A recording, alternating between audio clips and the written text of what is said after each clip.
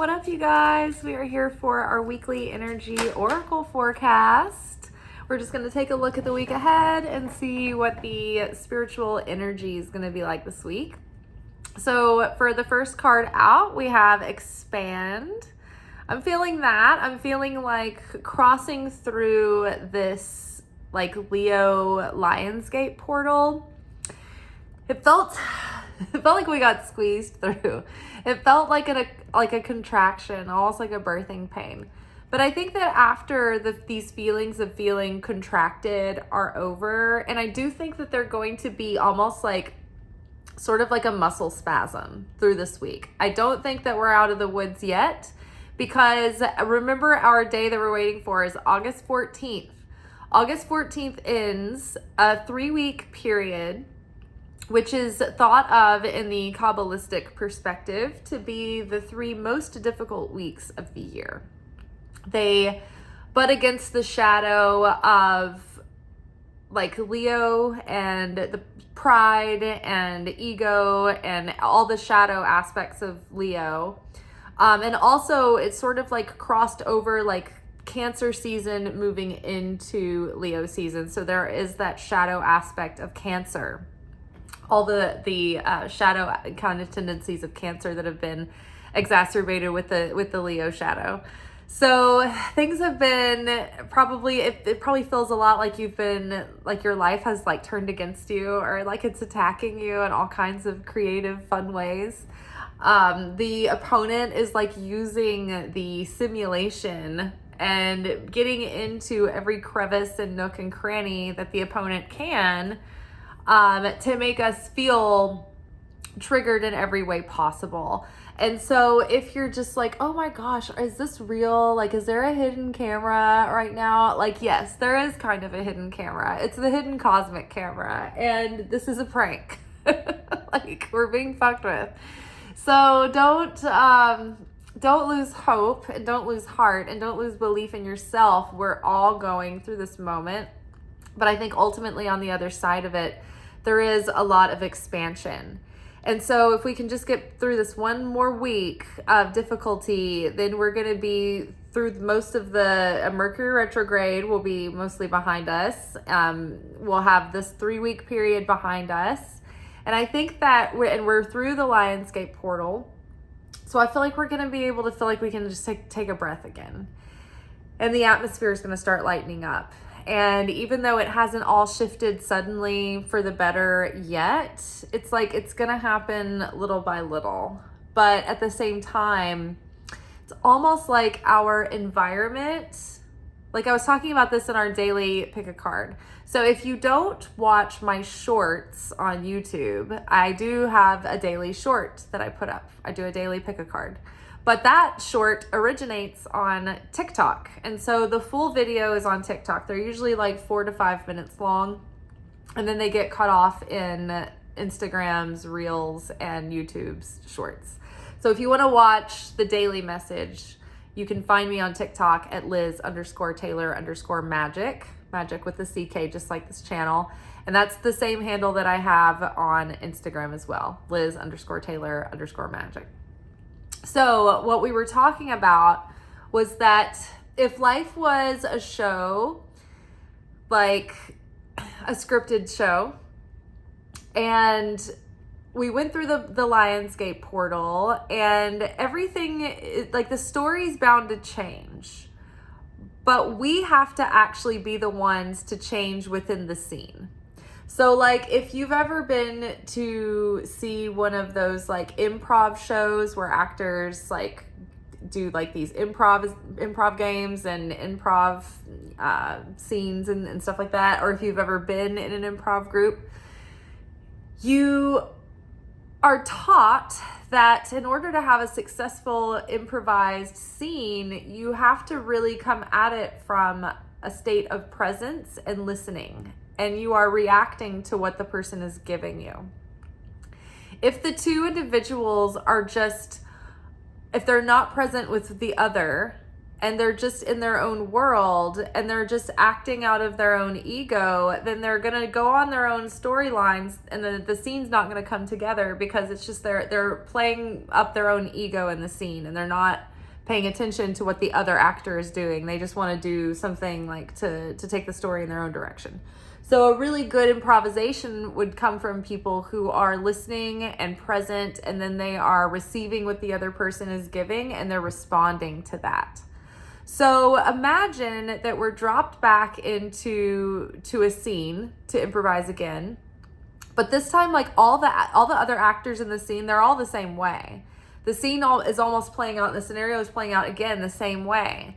But this time it's up to you to lead the tone of the scene. And you have to show up differently within this scene to inspire the other players to respond differently. So that is going to require you to be very present and pay attention to what the other person is putting out and what that means, what you're receiving and how you're responding to that character in order to shift the energy. So I feel like our environment is really going to start expanding, and good fortune and peace and ease and a feeling of abundance and happiness and excitement and anticipation and eagerness is going to be expanding too again. I feel like almost like life has been just very meh and black and white and like a malaise and very difficult and very like so much pressure and restriction for, many weeks now. And I feel like suddenly it's going to start feeling like it's in Technicolor again, and that there are things to look forward to, and that good things are happening once more. But it just doesn't feel at the moment like that will ever be the truth again. But it will, and I think that this expansion card is very positive, and it's hinting at that. It's hinting at us expanding into more fully our own potential and our own higher expression of our soul and ourself. But it's just that we've got to get through this contraction right now. I knew I had to pick this card on the top of the deck. It was victory. Yay. Just like we're saying, you guys, it just feels like it's never going to happen, And like in both of these cards, there's this repetition of these two heads going in different directions. And it's almost like we're of two minds right now. And part of us is like trying to look to the future and try to hold out for hope and try to lean into an optimistic, positive direction. And the other part of us is sort of like looking back, going through the rubble, like at a fatalistic perspective. So we're trying to become unified in our minds once more and not be of two minds, and just come together and align with heart, soul, mind, and strength.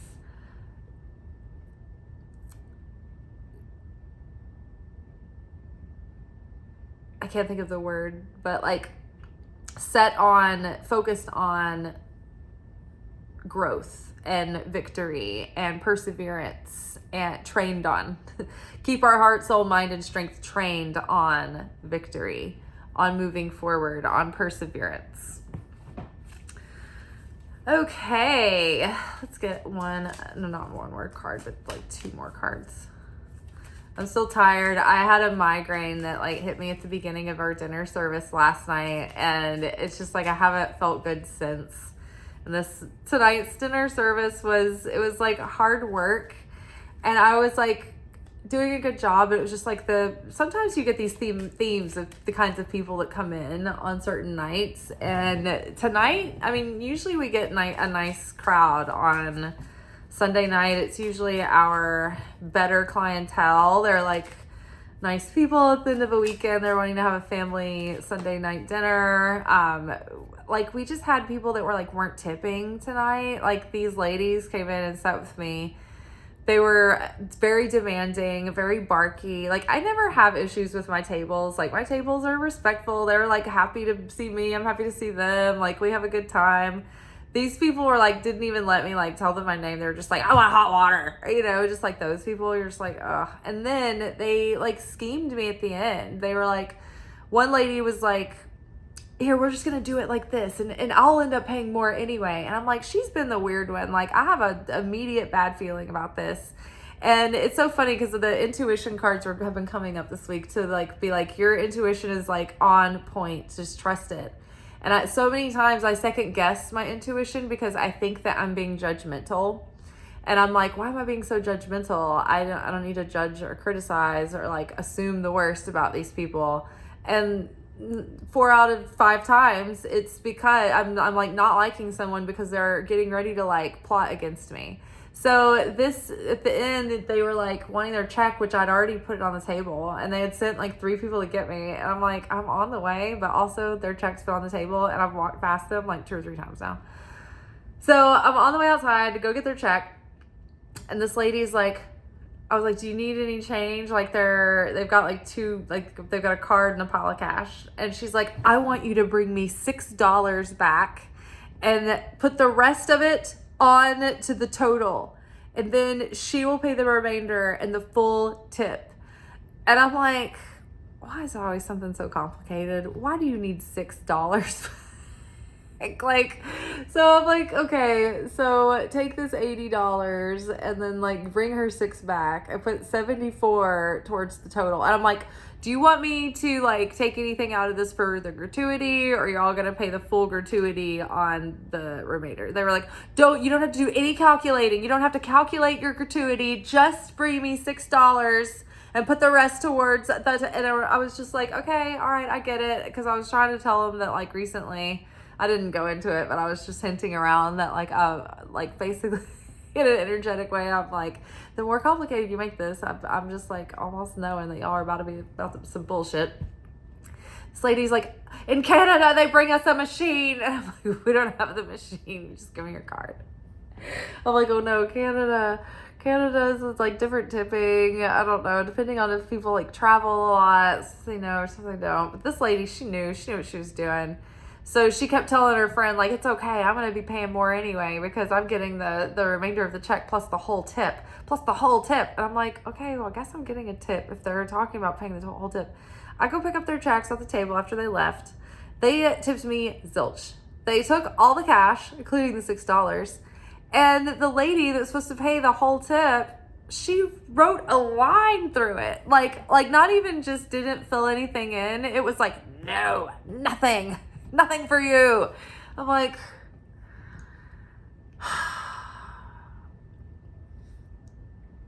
and then the other tables were like pretty bad too. So I'm just like, don't come out if that's how it's going to be. Just don't, because I have to tip out my service staff. So it's basically like you not only didn't give me money, but you took the money that I had at that point. So I'm just like, I'm pretty ill about it, I gotta say. Sacral chakra. This is where our creative flow comes through. This is like been coming up a lot. This is like where self-worth issues might come into play. This is where we hold our guilt and our shame. So we can like our creative blocks can get kind of like locked in there. This is where the astral realm is. So this is where like the dream world where we have our nightly dreams. This is where that takes place. This is where souls come and go. And then this chakra here is also where sustenance flows through. Everything that we are manifesting into the physical has to go through this gateway before it can be materialized. So we are expanding our victory. The sacral chakra is highlighted this week. So do things that will help your sacral chakra to unblock it. You can work with water in a way like drinking water, being around natural bodies of water, taking healing baths. Pay attention to your dreams, eating orange foods and working with the color orange, wearing the color orange.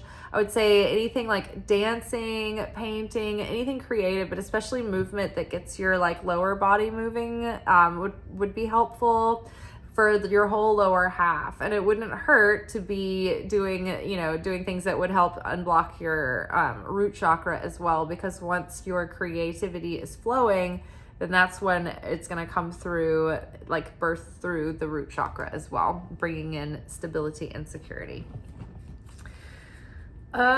Okay, so let's grab another card. What do we have? Reflect here. So this is a month, the month before Rosh Hashanah is the month of Teshuvah. And this month is all about reflecting on the year that we've just come through, reflecting on our personality aspects and things in our soul that we want to elevate, parts of our ego that we want to evolve and heal, wounds that we want to heal, things that we want to forgive, things that we want to get over, things that we don't want, like heavy baggage that we don't want to bring forth into the new year. Because Rosh Hashanah is spiritual new year. And through Rosh Hashanah and Yom Kippur, we basically get kind of like a soul dry cleaning. And we get this like fresh new soul for the year. So we spend the month of Teshuvah getting back to the path, getting back on track, recentering, regrounding, recalculating our consciousness so that we are not missing the mark, right? We are getting back in touch with our purpose and with our enthusiasm to improve and to expand, right? And to constantly evolve and awaken our soul and our light within, and alchemize our darker nature and the shells of negativity that build up over that light over time.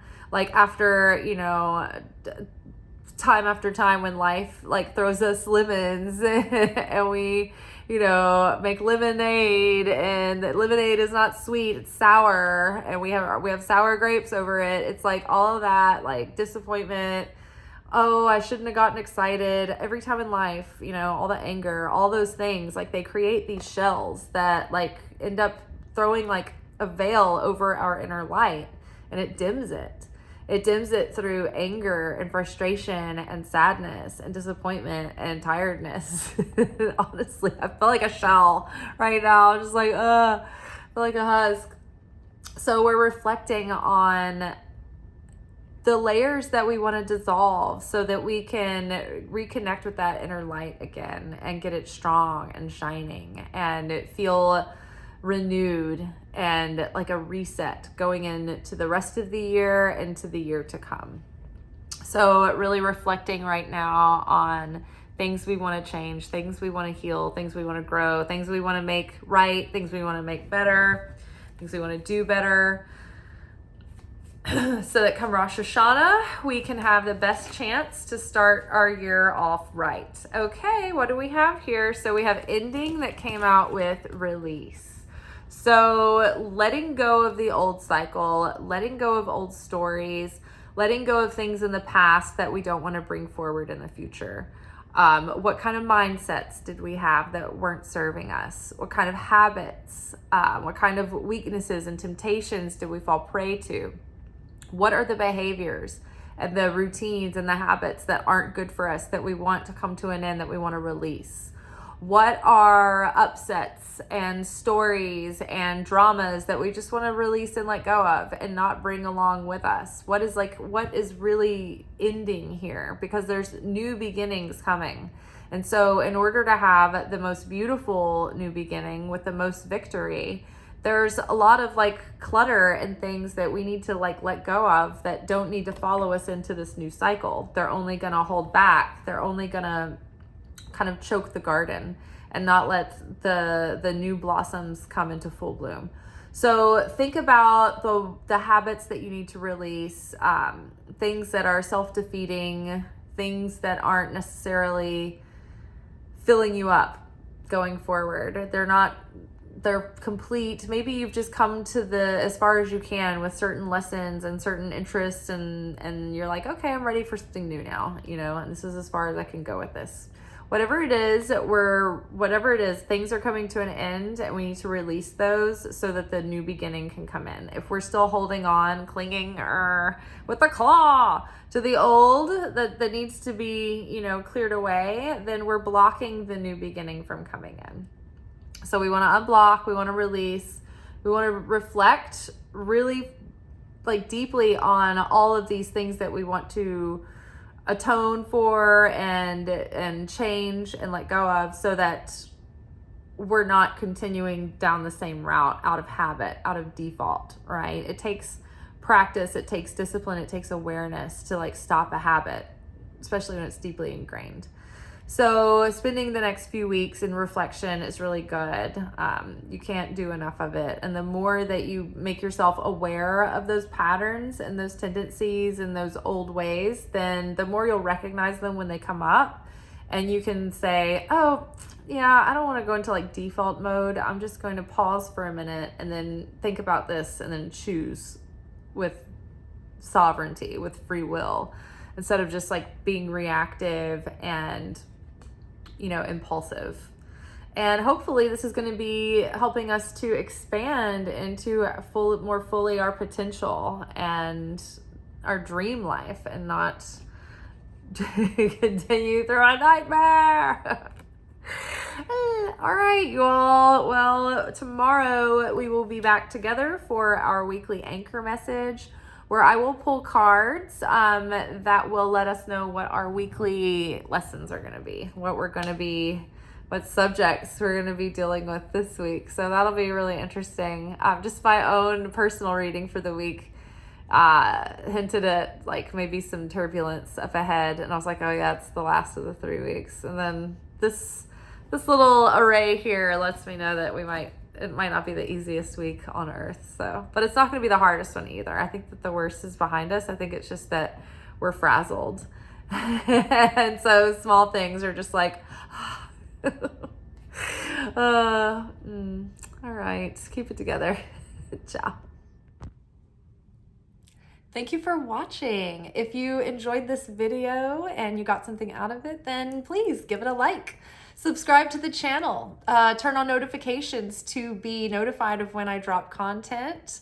Like the videos, comment, share them. Anything that you do helps these messages get out to other people who need them. So you watching a video and taking an action on it actually makes a positive difference in someone else's life.